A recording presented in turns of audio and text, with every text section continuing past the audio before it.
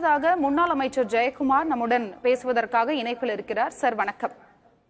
வணக்கம் சார், மக்கள் தொகை அடிப்படையில் தொகுதி மறுசீரமைப்பு நடத்த மத்திய அரசு திட்டமிட்டுள்ளதாக திமுக கூறுகிறது. ஆனா விகிதாச்சார அடிப்படையில் தான் நடக்கும் என்று பாஜக சொல்லுது.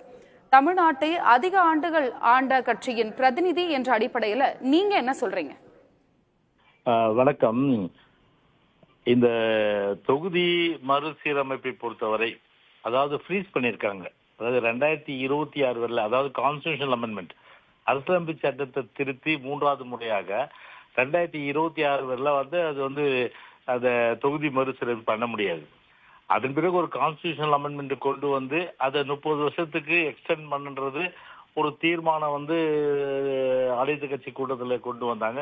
ஒரு மாநிலத்துடைய நலன் கருதி. அதே போல 7.18, அதாவது 1971 மக்கள் தொகை, அதுதான் முக்கியம்.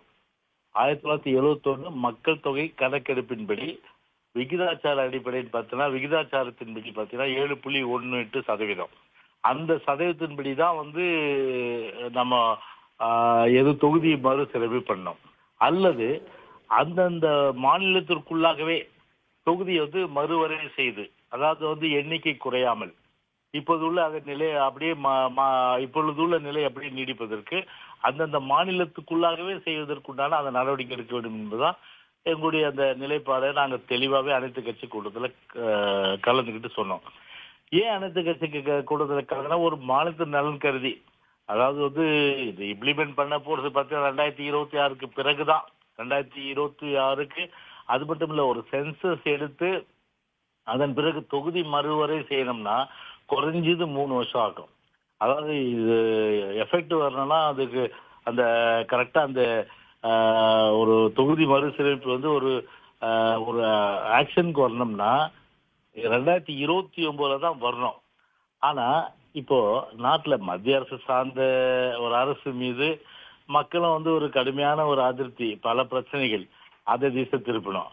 அதே போல மாநில அரசு சார்ந்த பிரச்சனைகள், உதாரணத்துக்கு பார்த்தீங்கன்னா இங்க ஜாதிய கொடுமைகள், தலித் மக்களுக்கு எதிரான தாக்குதல்கள், சட்ட ஒழுங்கு கெட்டு போச்சு.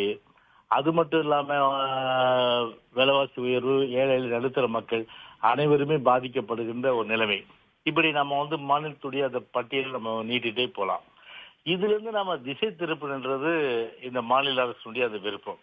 எனவேதான் 2029 வர பிரச்சனைய ஏதோ அமித்ஷா சொல்லிட்டாருன்றதுக்காகவே அதை தலையில தூக்கி வச்சுக்கிட்டு இவங்க பார்த்தீங்கன்னா ஆல் பார்ட்டி மீட்டிங்கு, அதுக்கப்புறம் இப்போ மாநில முதலமைச்சர்கள்